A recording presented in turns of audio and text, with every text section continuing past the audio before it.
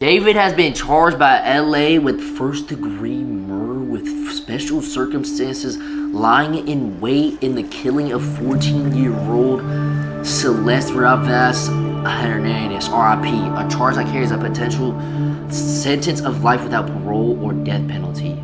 Oh my fucking God. Right now, there's a streamer being accused on the internet publicly of being connected to a murder case. You got clip pages running his name like he's a suspect, fake headlines, fake timelines, a full-on defamation. And while the internet was busy trying to destroy Jason The Ween's career, the actual monster in this story, he was still walking free. Let's talk about it. So here's what happened. Jason The Ween, if you don't know him, he's a well-known streamer. He does a mix of everything. IRLs, desktop, reactions, music. The guy has a big audience, I'm not gonna lie. And at one point, he did what most creators do. He collaborated with another artist, and that artist was David. They made a song together called Summer Uptown. They shot a music video. Jason The Ween did a lot of promo, especially for David's rollout album. And of course, they were seen on stream. Then in late April 2025, a story breaks. A body found inside of David Tesla. And of course, the internet loses its mind. Now here's when it gets messy. Before any real evidence dropped, before any charges, before anything was confirmed, Jason goes on stream and says what a lot of people were thinking at the time. David,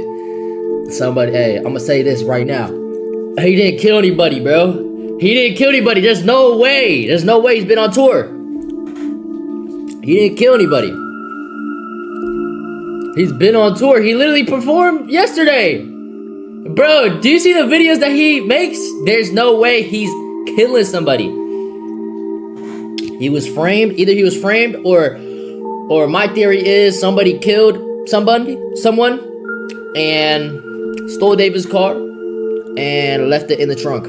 But I'm also not a detective, so. Was that smart? Not at all. Speaking on an active investigation, when you don't even have the facts, is never going to end well. And Jason knows that now. But let's be real. At that point, nobody had real evidence. The internet was still speculating. Half the people saying that he did it didn't really have the proof either. But the internet, it doesn't care about the context. Once those clips existed, they became ammunition. And that's when the clip pages got involved. There's this clip page called KickChamp. And if you're in this space, you know exactly what that clip page does. If that guy doesn't like you, he's running a narrative on you until you either pay up or break down. Even Aiden Ross had to deal with this dude. Tell you that, Kai, because I know you'd be like, fuck that, I'm not doing that. So if you do want KickChamp to get deleted out of Kai, you're gonna have to pay him. That's exactly what the fuck I had to do. Every time I see my shit, I had him delete something about someone in a car with a ring. I had to pay, bruh. Like, this was yesterday.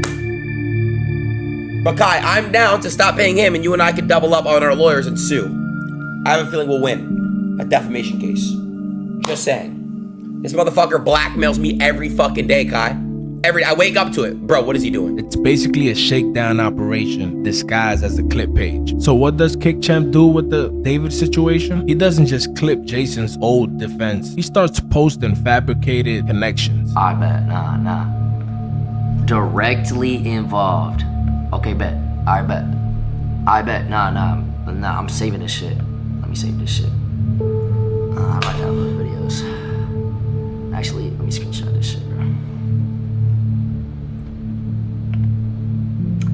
Screenshot both these shits before you delete them.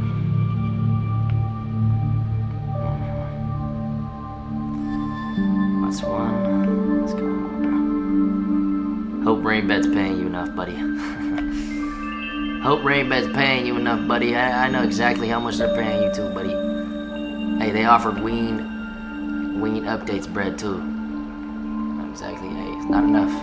It's not enough, buddy. Hey, matter of fact, bro, I'm about to hit Pokey up, bro. We're gonna double suit your bitch ass. Hit you with a double lawsuit, motherfucker.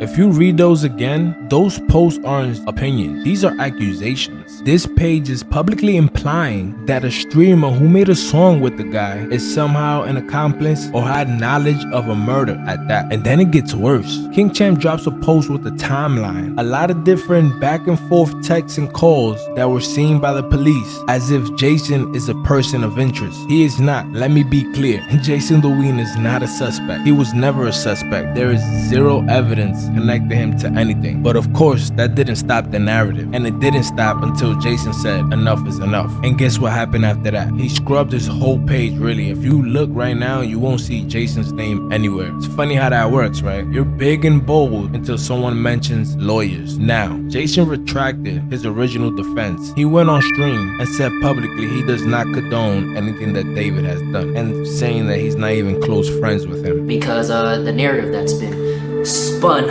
on Twitter.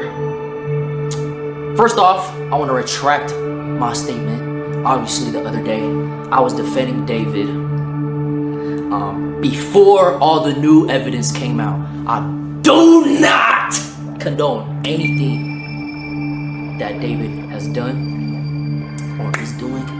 Okay? That shit is wicked and it's just unbelievable. It's been a lot to process.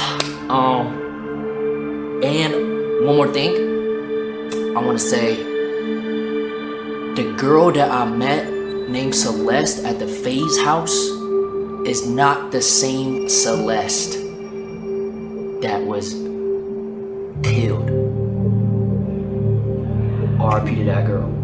One thing I also want to add to the David situation. I did not know anything. I'm not even close friends with David. I made a song with him.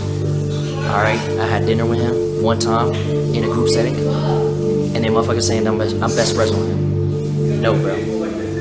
His friends, Lacey, Ronaldo, they had to come on stream and defend him too, because at this point, the false narrative, it grown legs. People were genuinely believing that Jason had something to do with this, or had some inside knowledge of the murder. And this is what I need y'all to understand. This isn't a joke. This isn't drama content. 14-year-old girl is dead, and instead of the internet focusing on that, clip pages are using her death to farm impressions off a streamer who has nothing to do with it. It's not content, exploitation. Now let's talk about the person who actually did this. David Burke, 21 years old, a supposed rising star. He had Fortnite Anthem, millions of streams, an Interscope deal, a world tour announced. On the surface, this guy had everything going for him. But behind the scenes, according to prosecutors, this man has been sexually involved with a 14-year-old girl. Her name was Celeste Rivas Hernandez. And that relationship started when she was under 13 years old. The charges he's facing are serious as it gets. Count 1, first-degree murder with special circumstances, continuous sexual abuse of a child under 14, and count 3, unlawful mutilation of human remains. The special circumstances are what make this a potential death penalty. Prosecutors are alleging 3 things. 1, lying in wait, meaning Celeste was invited to his home and walked into a situation she didn't see coming. 2, financial gain, meaning David's motive was protecting his career. And 3, murdering a witness because Celeste had threatened to expose the relationship. Think about that for a second. A child threatened to tell the truth about what a grown man did to her, and the prosecution is alleging that his response was to eliminate her to protect his music career. 2 days before his album dropped, 2 days after announcing a world tour. So according to investigators, on April 23rd, 2025, Celeste went to David's house in the Hollywood Hills at his invitation. On May 5th, 2 weeks later, prosecutors allege that's when the remains were mutilated. A sharp instrument was allegedly used. This wasn't an accident. This was a cover-up gone wrong. The prosecution is describing something deliberate. Her remains were stuffed in 2 bags inside of the front trunk of a Tesla, and that car sat with her in it for months until it was towed to an impound lot, until somebody noticed the smell, until her identity was confirmed the day after what would have been her 15th birthday. A lot of people ask why the arrest took so long, and honestly, I had the same question. But once you see the details, it makes sense. There was no direct eyewitnesses. There was no footage of the act. The body was so decomposed that the examiner couldn't even identify or determine immediately the cause of death. Most of the evidence had degraded, and on top of all of that, the internet was flooding the investigation with false information, clip pages, speculations, fake timelines. Investigators had to sort through all that noise just to get to the truth. The prosecutors say they have over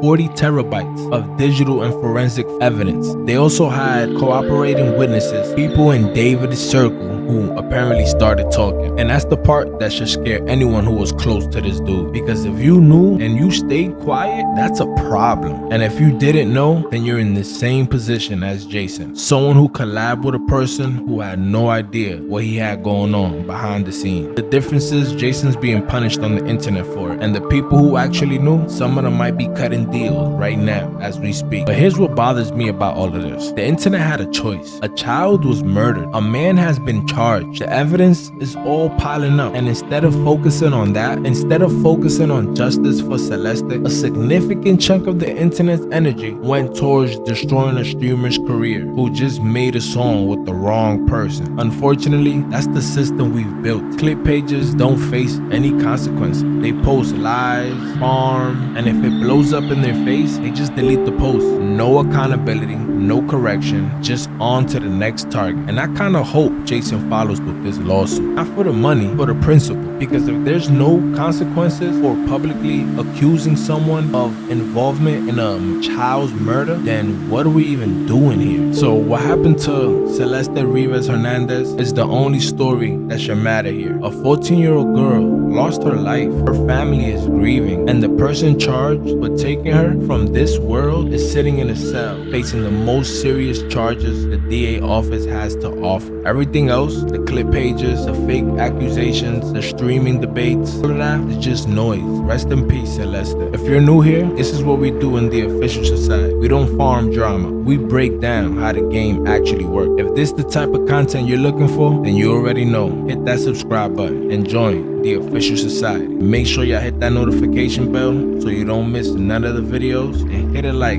so we can get this video to more people. I'm Gabe Official. This is the official society, and until next time, I'll at your boy. Official society.